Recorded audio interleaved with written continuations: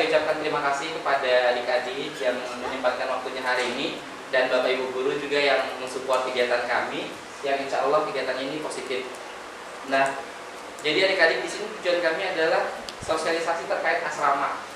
Nah, mungkin di sini yang lulus SMA ada yang langsung mau lanjut kuliah, khususnya di Kota Samarinda. Ya, Kami Kota Samarinda. Iya. Siapa tahu ada di sini Samarinda. siapa tahu Nah, jadi asrama Kabupaten Berau di Samarinda itu ada 4, tapi yang di bawah Pemkab itu ada 3, asrama 1, 2, sama asrama putri. Kalau yang satunya dinas kesehatan. Nanti di sini ada sedikit cuplikan. Ini asrama putra 1 yang jadi tempat tinggal saya juga. Di sini nanti kelihatan bagaimana kamarnya, apa fasilitasnya.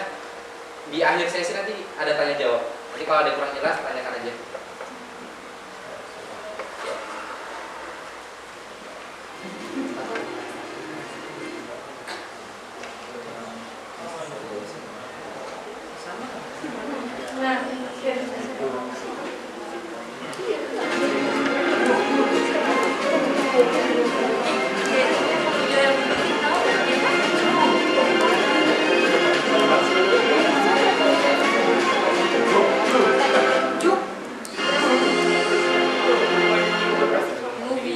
Assalamualaikum warahmatullahi wabarakatuh. Selamat datang di asrama pelajar dan mahasiswa Putra 1 Berau cabang Samarinda. Asrama ini berlokasi di Jalan Rumbia, Sudomulyo, Kecamatan San, di mana setiap kamar dapat dihuni oleh 3 orang dengan fasilitas kamar seperti tempat tidur, lemari, dan kamar mandi pribadi di setiap kamarnya. Ruangan lain yaitu ruang TV, ruang musola, dan juga terdapat dapur umum. Fasilitas penunjang lainnya seperti air bersih, wifi, dan banyak lagi.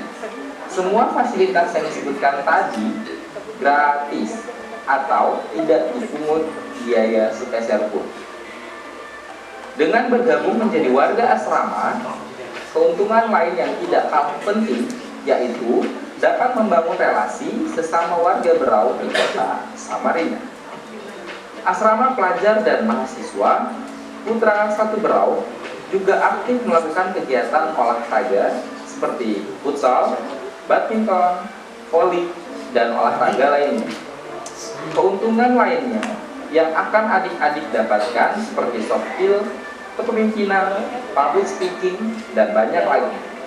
So, untuk adik-adik, kami tunggu ya kedatangannya untuk bergabung menjadi warga asrama pelajar dan mahasiswa Putra 1 Berau cabang Samarinda. Oke, ini sedikit cuplikan. Nah, ini kegiatan kami di asrama.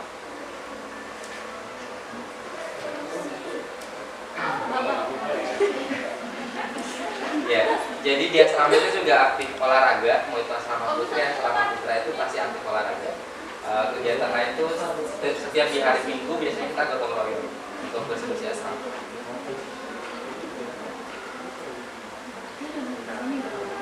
Oke, mungkin sekilas terkait asrama putra 1 Berau. Dilanjut sama asrama putri ya. Nanti dijelaskan sama Sofia.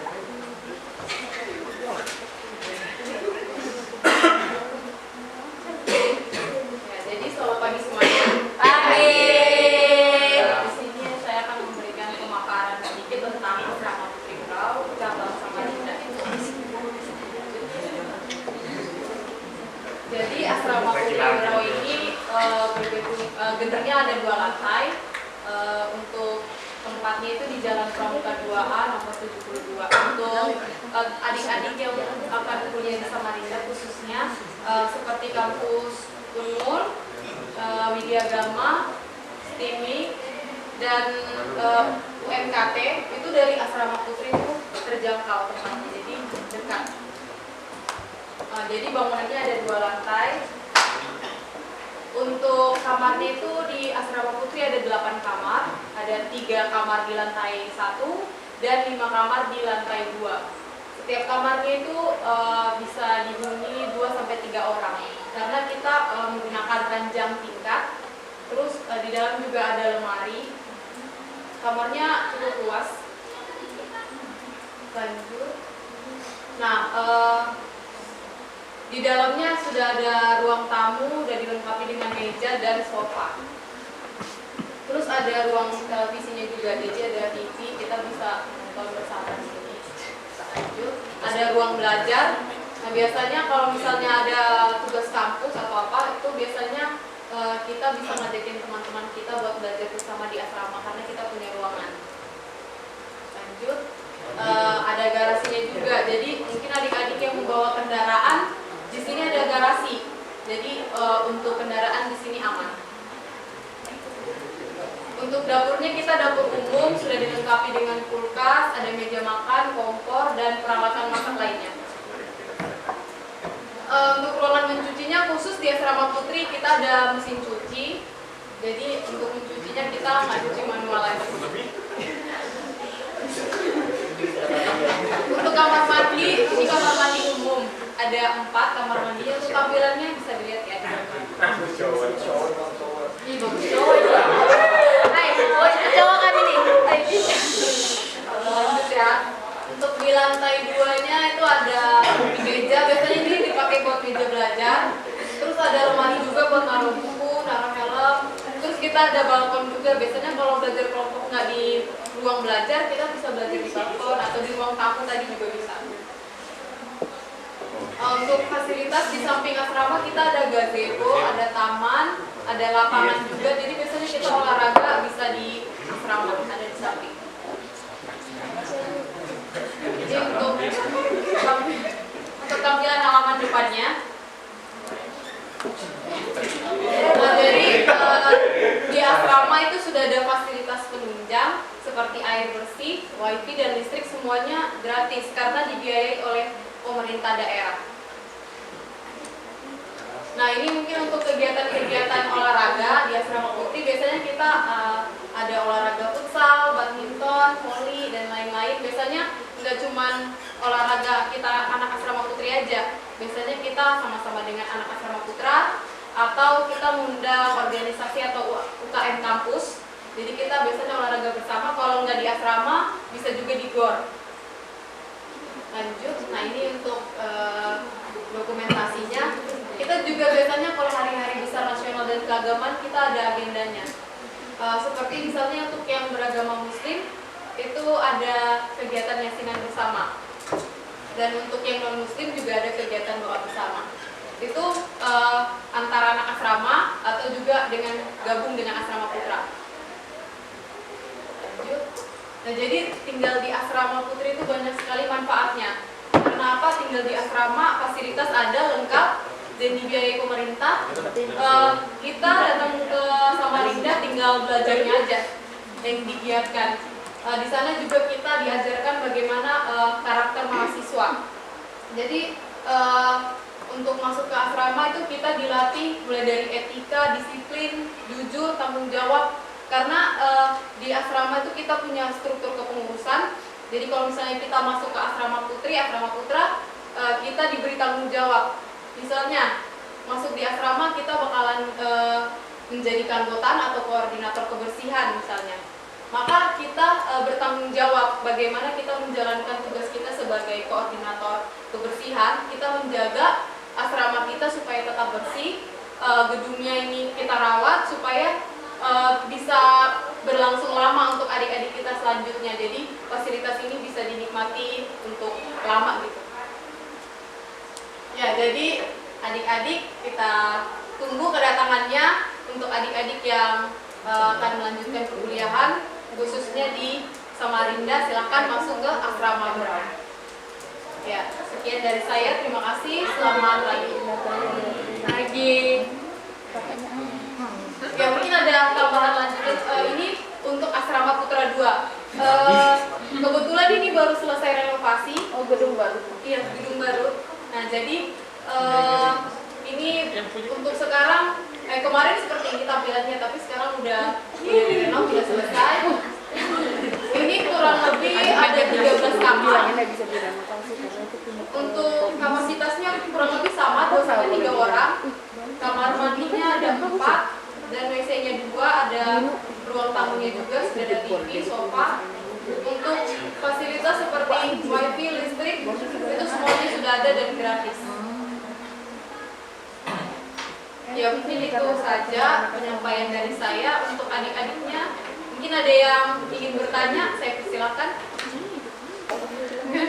Ini ada informasi tambahan juga. Jadi asrama Berau itu nggak cuma ada di Samarinda, tapi yang paling banyak memang ada di Samarinda.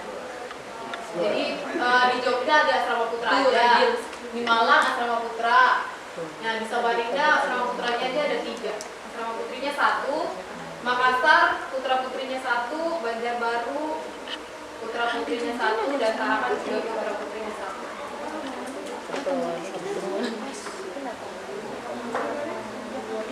Adik-adik ada yang ingin bertanya?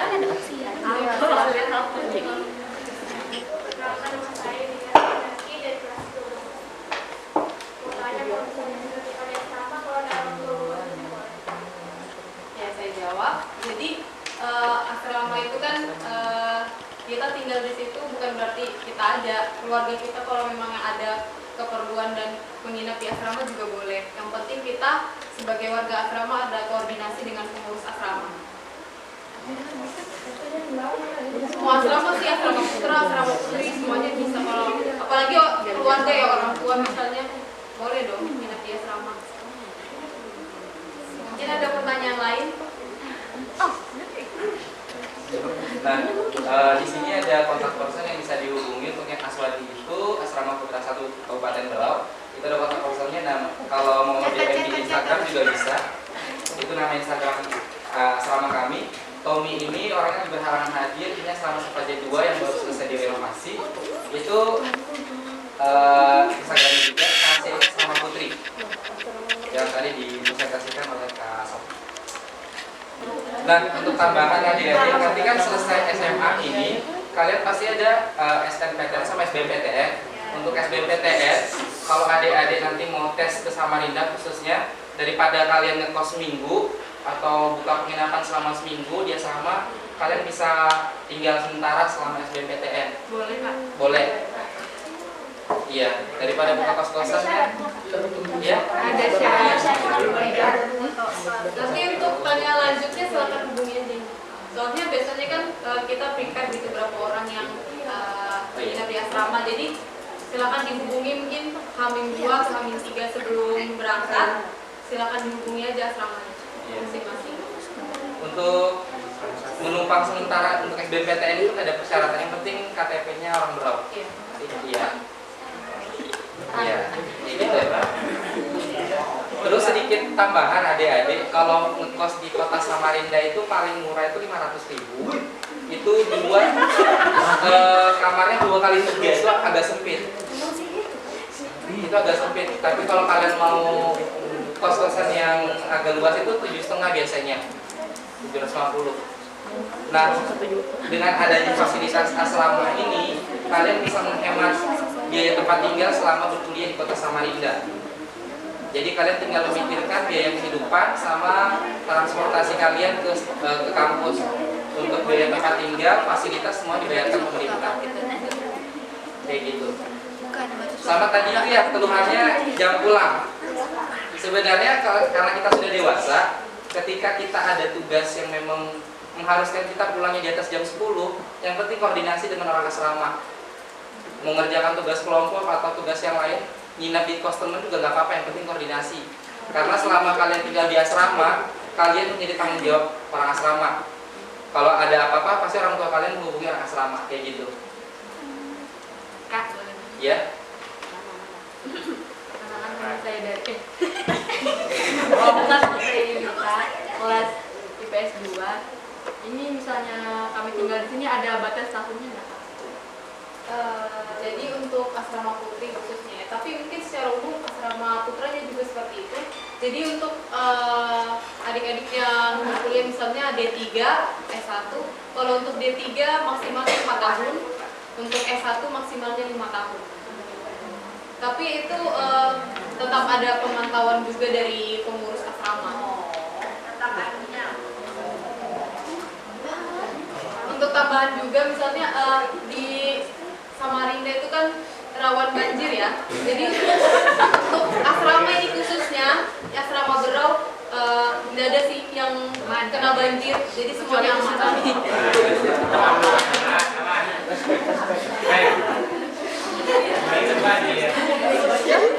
Apa Alif ada yang mau ditanyakan Alif? Nama saya dari. Kan aja kita santai-santai carinya. Biar ada gambaran. Jadi kami itu dia semua di sini beda fakultas dan beda universitas juga. Kayak gitu. Saya sendiri saya kuliah di Universitas Muhammadiyah Kalimantan Timur UMKT. Saya ambil psikologi. Sofi ngambil. Saya di Universitas Mulawarman pendidikan biologi. Kalau ini Bang Aswadi dia manajemen keuangan, terus dilanjut kali ya pendidikan kimia. Yang lain itu ada juga geografi sampai yang lain-lain. Jadi sebenarnya tidak. Keuntungan lain kalau kita tinggal di asrama kita bisa sharing, meskipun beda fakultas tapi kita bisa sama-sama mengerjakan tugas. Apalagi dapat fakultas yang sama, kayak gitu. Iya.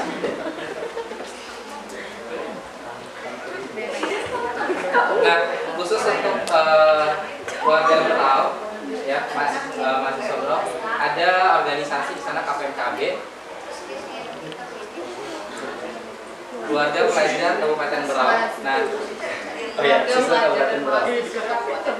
Ya, di situ biasanya ada informasi terkait beasiswa juga. Jadi biasanya anak asrama itu diwajibkan untuk ikut untuk silaturahmi juga sama warga Berau yang ada di Kota Samarinda. Sedikit tambahan deh, kalau kalian ngekos, contoh deh kalian ngekos, kalian kan merantau ya, merantau. Punya teman juga mungkin sedikit. Ketika kalian sakit, yang paling gak enaknya itu deh, ketika kalian sakit ngurus diri sendiri. Tapi kalau kalian di asrama, punya teman sekamar yang sakit gak mungkin kita biarkan, kayak gitu. Gak bisa jalan sendiri, pasti kita antar kalau sakit. Untuk kampus Iya. mungkin belum ada kendaraan. Bisa diantar. Si ada Kayak gitu.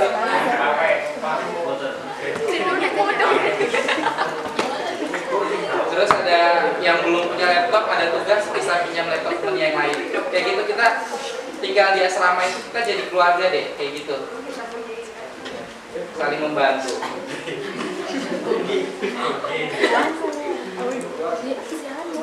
Kak ada aturannya Kak?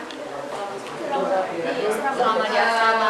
Jadi tinggal di asrama itu punya peraturan karena kita tinggal di asrama itu kan kita tinggal di aset pemerintah. Jadi ada peraturan-peraturan khusus yang tujuannya juga baik gitu nah untuk kita, untuk kelangsungan asrama juga. Jadi mau asrama putra, asrama putri pasti punya peraturan kayak mana supaya kita tinggal di asrama itu jadi orang yang bertanggung jawab karena kita tinggal di asrama fasilitas dan asetnya itu bukan punya kita gitu, punya pemerintah. Jadi kita tinggal di asrama ada peraturan supaya kita rawat juga aset-aset yang ada itu.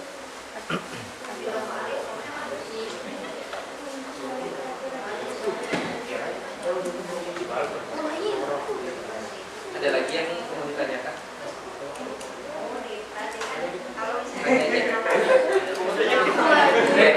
Kenapa? Iya.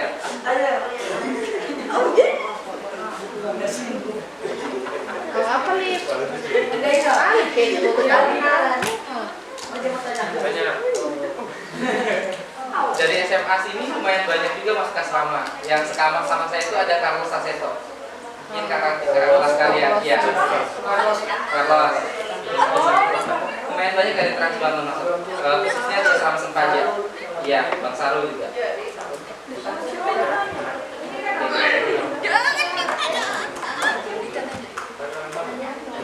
Jadi masuk di asrama itu deh, kan pasti ada seleksi ya, yang namanya untuk asrama seleksi.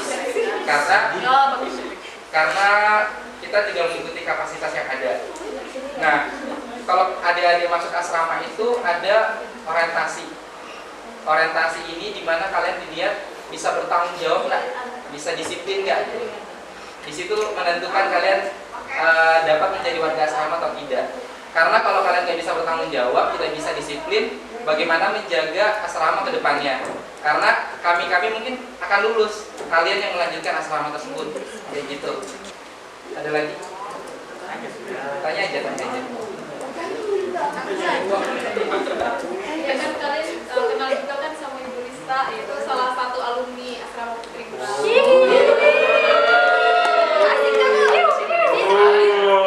Kalau misalnya lebih enak kan biasanya kalau nanya sama guru, jadi bisa sharing mungkin sama. Dan alhamdulillah senior kita semua itu yang tinggal di asrama semuanya jadi. Maksudnya semua punya pekerjaan yang baik semuanya. Nah, salah satunya itu Pak Makmur, itu dari asrama Putra 1 Kuliah. Pak Makmur. Pak Sekda juga. Pak Sekda juga alumni, dan rata-rata Pak Sekdanya cerita banyak di bagian sana tuh dari alumni asrama. Kayak gitu. Kalau mau bertanya-tanya sama Bu Nopi bisa juga. Iya. Sampai baca. Bu Nopi Oh, ibu ya. Oh, Ma'ruf lah. Perkenalkan nama Nama sebut aja sih, Ali. Saya ingin bertanya, Kak. Bilang gitu. Bagaimana metode seleksi masuk asramanya, Kak? Jadi asrama ini ya. Oke. Pertanyaannya metode seleksinya ya. Jadi sebenarnya asrama ini diprioritaskan untuk yang kurang mampu, untuk mengurangi biaya tempat tinggal. Kayak gitu. Tapi kita melihat kondisi kapasitas juga, kalau banyak yang kosong kita bisa terima kok. Kayak gitu. Tapi tadi ada lihat kan video ikan sedikit yang asrama sebesar itu kita ada kapasitasnya 18 kamar, satu orang satu kamar sekarang, saking kurangnya orang.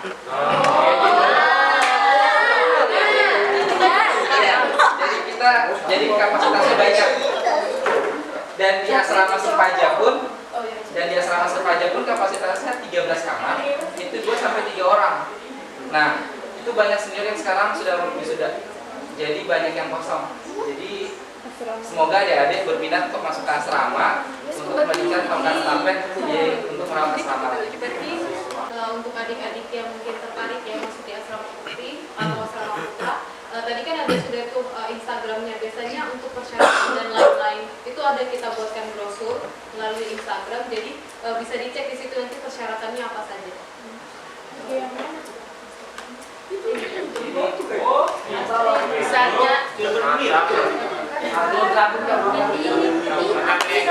Oke, mungkin sampai sini sudah jelas ya terkait asrama.